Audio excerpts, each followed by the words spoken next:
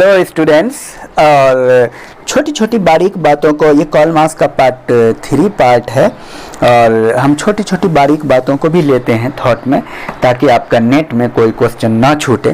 तो एक कॉन्सेप्ट है, हिस्टोरिकल मेटेरियलिज्म में आपने समझ लिया कि दो वर्ग आपस में हर एक युग में लड़ता रहा। और पहला प्रकार जो बताया, पहला समाज का जो प्रकृति बताया कार्ल मार्क्स ने 5 हिस्सों में बताया। वैसे 4 हिस्से हैं लेकिन 5वां का भविष्यवाणी करते हैं। आदिम युग, दासमूलक युग, सामंतवादी युग, पूंजीवादी युग और समाजवादी से साम्यवादी युग। इसको आप इंग्लिश में भी सुन लीजिए। तो सबसे पहला प्रिमिटिव सोसाइटी, उसके बाद स्लेवरी और ancient society, feudal society, capitalist society और सोशलिस्टिक और कम्युनिस्ट सोसाइटी। तो ये था। और कम्युनिस्ट मैनिफेस्टो में उन्होंने कहा है कि अब तक का मानव समाज, मानव इतिहास वर्ग संघर्ष का इतिहास है और ये वर्ग संघर्ष का इतिहास इन सारे अवस्थाओं में दर्शाता है। अब मोड ऑफ प्रोडक्शन की बात करते हैं। इसमें उत्पादन की प्रणाली, तो कार्ल मार्क्स कहते हैं कि आखिर उत्पादन की प्रणाली क्या है, इस पे चर्चा कर रहे हैं। कैसे उत्पादन की प्रणाली में कौन कौन लोग शामिल हैं, उत्पादन के जो मोड हैं यानी उत्पादन की जो प्रणाली है उसमें क्या होता है। तो उसमें वो पहली चीज़ कहते हैं फोर्सेज ऑफ प्रोडक्शन, उत्पादन की शक्तियाँ।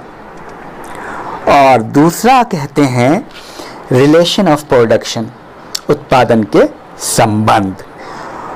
कहते हैं कि कोई भी चीज़ जब उत्पादित होती है, मोड ऑफ प्रोडक्शन होता है, तो उत्पादन जो होता है उसमें कुछ तो मीन्स चाहिए, साधन, पॉइंट आप लिखते जाएंगे।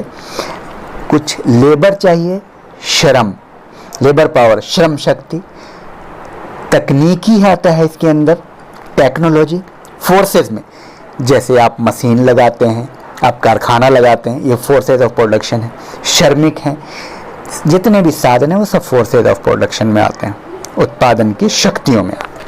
अब दूसरा है रिलेशन ऑफ प्रोडक्शन, जो लोग उसमें काम करते हैं उनसे संबंध। अब कौन कौन लोग काम करते हैं, एक मालिक होते हैं और दूसरे श्रमिक होते हैं, दो ही वर्ग की बात करते हैं। तो मालिक का श्रमिक से क्या रिलेशन है, क्या संबंध है। और श्रमिक का 2 तरह के रिलेशन होते हैं, श्रमिक का श्रमिक से क्या रिलेशन है। तो मालिक का श्रमिक से जो रिलेशन है वो हैव और हैव नॉट का है, और श्रमिक का श्रमिक से जो रिलेशन है वो समानता पे आधारित है और सेम कॉन्शसनेस पे आधारित है। काइंड, कॉन्शसनेस ऑफ काइंड की बात करते हैं, गिडिंग्स, उस पे आधारित है। तो ये रहा मोड ऑफ प्रोडक्शन। तो 2 तरह के मोड ऑफ प्रोडक्शन होते हैं, फोर्सेज ऑफ प्रोडक्शन, उसमें मीन्स आता है, लेबर पावर आता है, टेक्नोलॉजी आता है। रिलेशन ऑफ प्रोडक्शन होते हैं दूसरा, उसमें 2 तरह के रिलेशन होते हैं, मालिक से लेबर का संबंध यानी हैव का हैव नॉट से और हैव का हैव से रिलेशन क्या होता है। और इन दोनों मोड ऑफ प्रोडक्शन को उन्होंने, मोड ऑफ प्रोडक्शन को यानी forces of production, relation of production यानी उत्पादन की शक्ति और उत्पादन के संबंध हर एक समाज में बदलता जाता है। जैसे 4 प्रकार के समाज का उल्लेख स्पेशली करते हैं, 5वां अगर आप छोड़ दें जो उन्होंने भविष्यवाणी की है। तो 4 प्रकार की सोसाइटी में मोड ऑफ प्रोडक्शन यानी उत्पादन की प्रणाली और उत्पादन के संबंध बिल्कुल अलग अलग होते हैं। वो 4 प्रकार के कौन कौन हैं, तो पहला है एशियाई समाज, एशियाटिक सोसाइटी। दूसरा है प्राचीन समाज, एंशिएंट सोसाइटी। तीसरा है फ्यूडल सोसाइटी और चौथा है कैपिटलिस्ट सोसाइटी। नेट में क्वेश्चन को क्रम से मिलाने के लिए आता है। तो मार्क्स जो इन 4 प्रकार के समाज का उल्लेख करते हैं उत्पादन की प्रणाली के आधार पर, तो आप ऐसे लिखेंगे, इसको इंग्लिश में ही लिखिएगा, एशियाटिक सोसाइटी, दूसरे में एंशिएंट सोसाइटी, तीसरा नंबर पे फ्यूडल सोसाइटी और चौथे में कैपिटलिस्ट सोसाइटी। स्वामित्व और ओनरशिप के आधार पर मार्क्स 4 प्रकार के समाज का उल्लेख करते हैं, जो अलग है, जो हमने आपको पहले बताया। आदिम समाज प्रिमिटिव सोसाइटी, प्राचीन समाज एंशिएंट सोसाइटी, सामंतवादी समाज फ्यूडल सोसाइटी और पूंजीवादी समाज कैपिटलिस्टिक सोसाइटी। और बाद में जो भविष्यवाणी करते हैं वो समाजवादी या साम्यवादी समाज की बात करते हैं। तो एशियाई समाज जो है उसमें क्या होता है, एशिया में शहरों का विकास उत्पादन पद्धति नहीं बदल सका, ये कार्ल मार्क्स कहते हैं।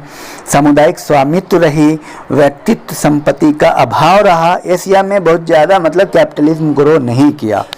और कृषि विकास कार्य रहा, चूँकि कृषि पे आधारित रही, गांव हमेशा इंडिपेंडेंट थे, स्वावलंबी थी और आत्मनिर्भर थे, सेल्फ सफिशिएंट थे, कृषि का ज़्यादा उत्पादन रहा।